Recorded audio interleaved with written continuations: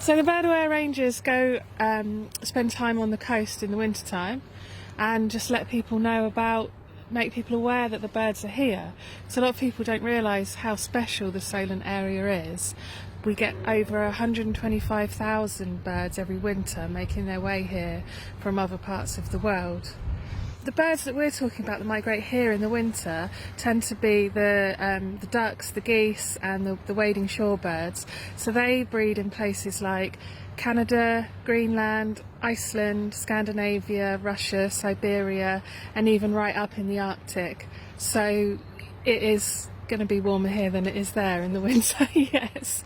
The main reason they come here though is because of the freezing temperatures. So once the Arctic Circle freezes up, there's obviously no food source available for them. They can't get, a lot of the food they eat is in the mud and they can't get to the insects there. A lot of insects hibernate or die off over winter, so there's just no food source for them there. And that's why the Solent is so special. We look out of our doors every day and just see these expanses of mud and just think it's just mud. But it's not just mud, it's full of invertebrates, full of seaweed, sea lettuce and yummy things for these birds to eat.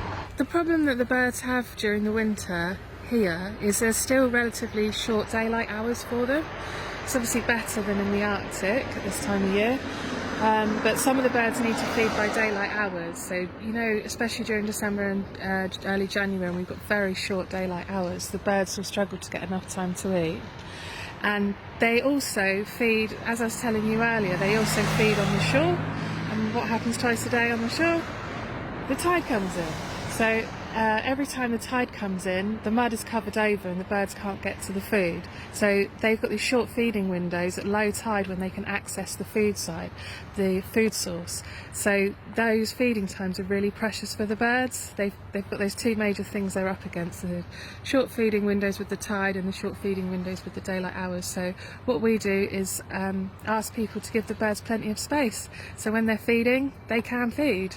And if they're resting at high tide, then we don't want them to be wasting their energy by flying away from us. We want them to actually rest.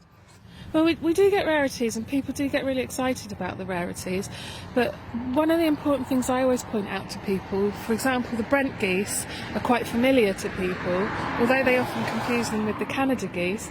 You can see flocks of thousands of Brent geese around the Solent coast, and you'll see them on the football pitches around Portsmouth and Gosport, so they're quite familiar to people.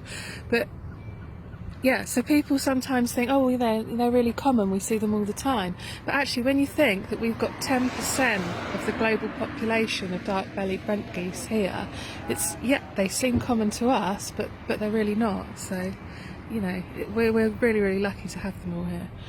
It's not just about one particular person or one particular activity, it's about what we can all do to help, because Birdware Solent can't do this on our own. It's about everybody, helping out and playing their part.